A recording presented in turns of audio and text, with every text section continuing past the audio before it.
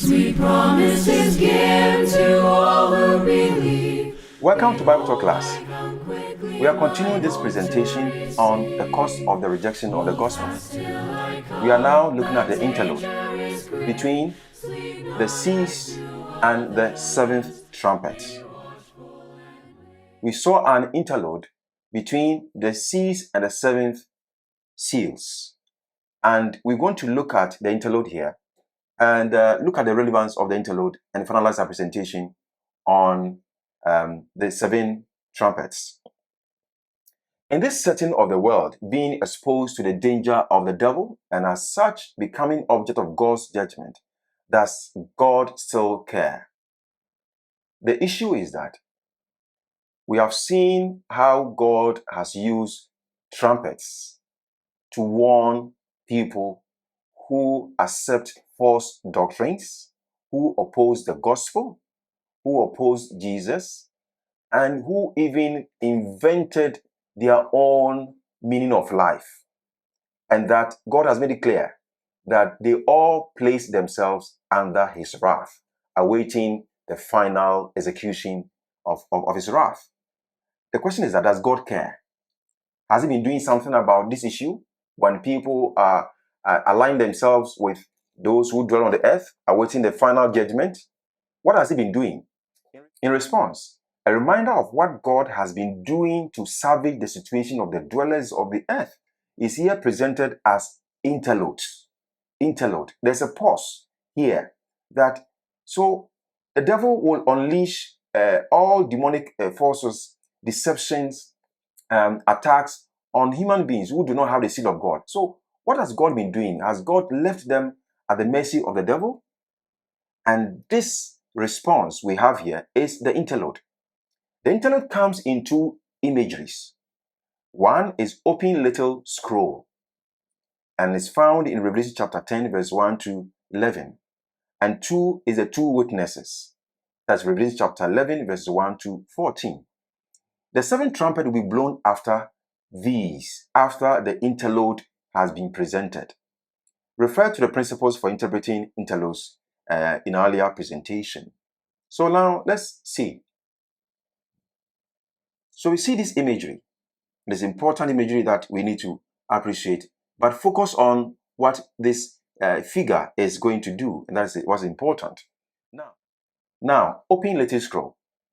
Another visionary angel or messenger stood on the sea and the land with a little scroll in the hand, signifying the global scope of the message contained in the scroll as divine judgment warning.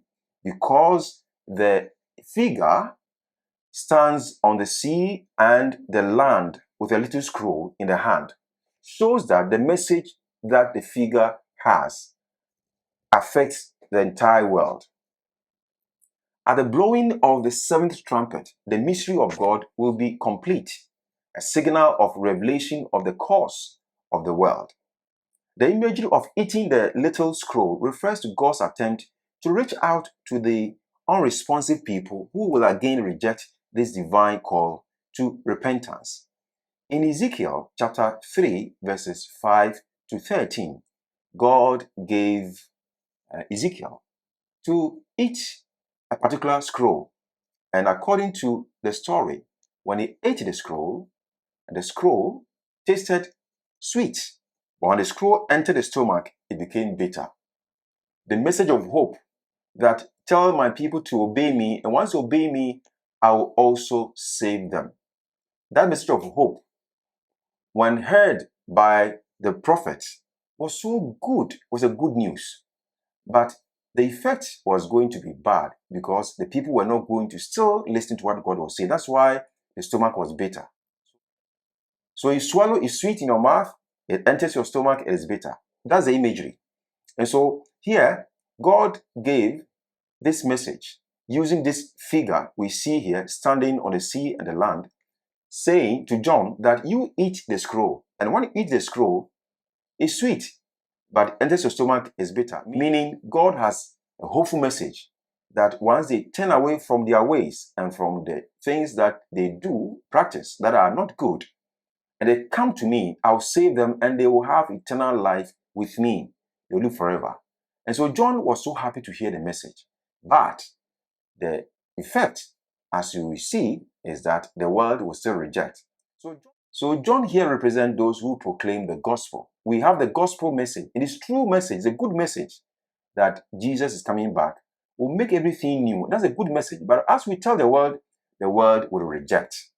And so that's the meaning of the little scroll that is eating, and the mouth becomes sweet and the stomach becomes bitter, because the world will reject the gospel. So this is the imagery that we find. Now, the next imagery that is used for the interlude to explain what God has been doing as the devil unleashed his deceptive ways and also deceptive teachings on the world is the two witnesses. The imagery of measurement of the innermost part of the visionary temple with the outer court excluded reminiscence the 1st century temple structure and signifies a special distinction between God's people and the earth dwellers. So when you read chapter 11 verse 1 to 2, a temple is measured. John is asked to measure a temple, and he's supposed to measure those who are in the temple. They are God's people, and those outside the temple are not God's people. And so that's the imagery we find. It's just like a ceiling, imagery we find in chapter 7. That is the 144,000. God's people and those who are not God's people. And we see them by their fruit. So the measurement here parallels the ceiling of the 144,000. That's the imagery we find. Still in the interlude, a discussion. The trampling of the holy city for 42 months relates to attacking true worship of true God and parallels the activity of the sea beast. In chapter 13, verse 5, we see that the sea beast will use 42 months to attack God's people. This number is consistently used, 42 months, consistently used as a number in describing the activities of the evil one and his cohorts. And so the holy city will be trampled upon for 42 months. And that simply, means that true worship of true God will be attacked. And that is the imagery we find here. We'll see the interpretation in the next slide.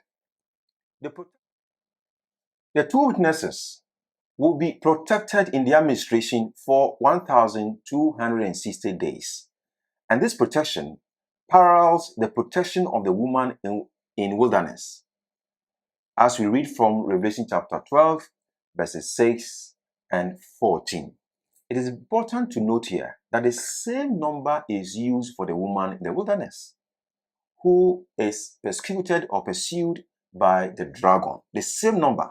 So in Revelation, the use of number is important. And here we have to appreciate that the number has a symbolic meaning of protection. In other words, this number is only for the saints, used for the saints. When you convert this number into months, you get 42 months. The same 42 months as a number is used by the devil, by the Gentiles, by the sea beasts, as they persecute God's people. So as the God's people are persecuted, the same time they are also protected. In other words, they will never be eliminated. They will never be scrapped off the face of the earth. That is the information that we need to appreciate about the use of these two numbers. Essentially, the number is the same, but they are used in different ways. Whereas we see 1,260 days used for the protection of the saint, 42 months as a number is used for the persecution of the saints. It's very interesting. And so God is saying that while the saints are being persecuted, I will protect them and I'll make sure that they will never be fully eliminated. And the number is limited. Why? Because it is not 1,000 years. It's only days. And so that's the picture we find here. So one can see that the woman and even the two witnesses point to the same figure, because we are using the same number to describe them. Describe them, two witnesses and the woman, as we look at in chapter 12. God seems to give a clue as to a significant period wherein God's people experience protection while in persecution. And this period may be assigned to the Middle Ages. We are looking at 5th to 16th centuries, Middle Ages, when God's people were persecuted they were never fully exterminated. Some remained, and they continued to carry on the gospel. Some remained and continued to proclaim the gospel. And that's why we still have the gospel today. And so that's the meaning of God protecting them using the number 1,260 days during the Middle Ages. Now, the two witnesses can be identified with people of God who stood for the truth in the long period of apostasy. So during the Dark Ages or the Middle Ages, we find that the Roman Catholic Church diluted the true gospel of Jesus Christ, and that made Jesus, a secondary figure when it comes to salvation, and that it was not important, that the human figure was more important than Jesus Christ, mediating between human beings and God. And this teaching replaced the true gospel. Yet we still find some people who stood up for the gospel. And today the gospel has survived because of said people. And so God still protected his gospel, during this period. And that's why we have this number used. And so one can say that the two witnesses are God's people. And that's the picture. Some have interpreted the two witnesses to be scripture. Fair enough. But if you look at the whole scenario, we are looking at two witnesses. And why two witnesses? Because in the Old Testament, God used two witnesses to establish a case. You must establish a case by two witnesses or more. And two witnesses are used here to indicate that the world is without excuse, because God has been using his people to bear witness. And that is the point. They have told the world that God is the creator, Jesus is the redeemer. And that's what God has been doing.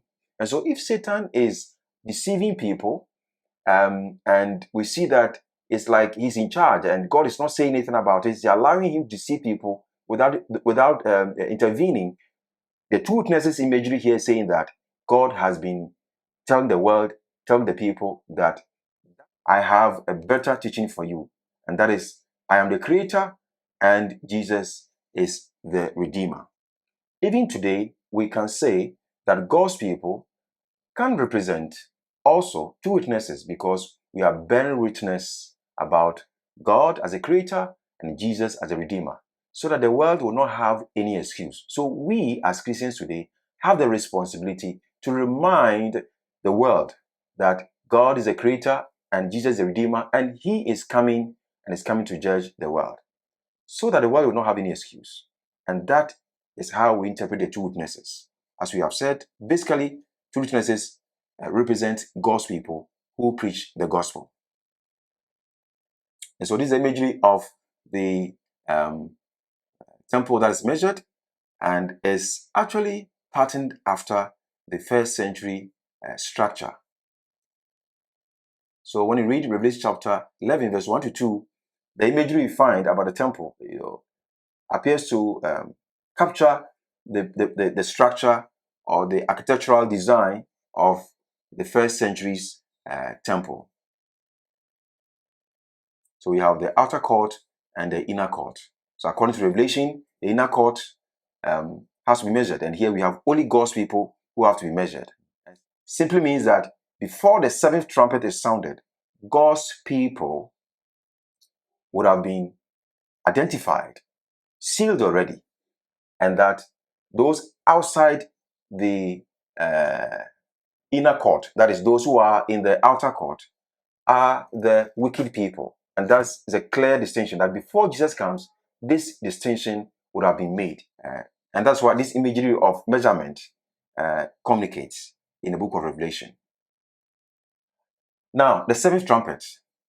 A celebration of the final time for God to reclaim the wandering planet has arrived, as we read Revelation chapter 11, verse 15. God is praised for taking his great power to reign and establish a non-chaotic order. There is no opportunity to switch sides with reference to destiny of life when the seventh trumpet sounded. God has closed probation. That is why the time to judge, reward, and destroy has arrived, according to this passage. The distinction between the saved and unsaved has been determining as humans make choices daily. So the point is that anytime we make choices in our lives, we are determining where we want to find ourselves. ultimately. As we read Revelation chapter 11, verses 15 to 19, we appreciate that the end has come, and that God has taken the kingdom and he has begun to reign.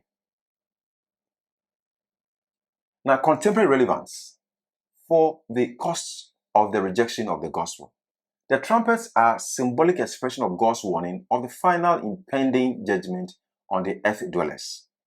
A withdrawal from the grace of God situates one in a chaotic environment of the devil and makes one lose the protection of God.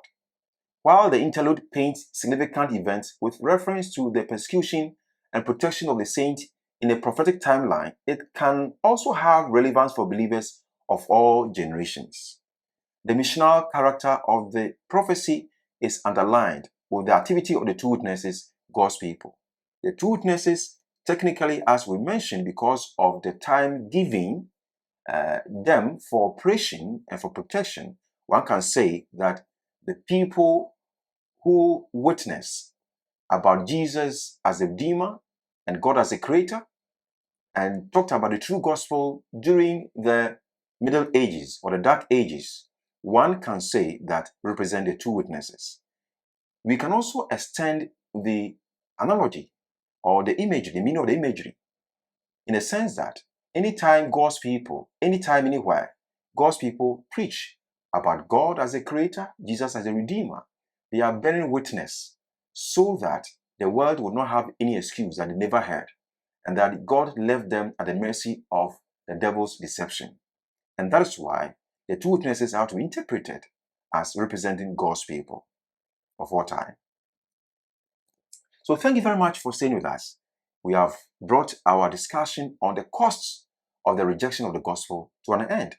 In our next presentation, we are going to look at the background for the hatred for the gospel and its ultimate consequences in chapters 12 to 14.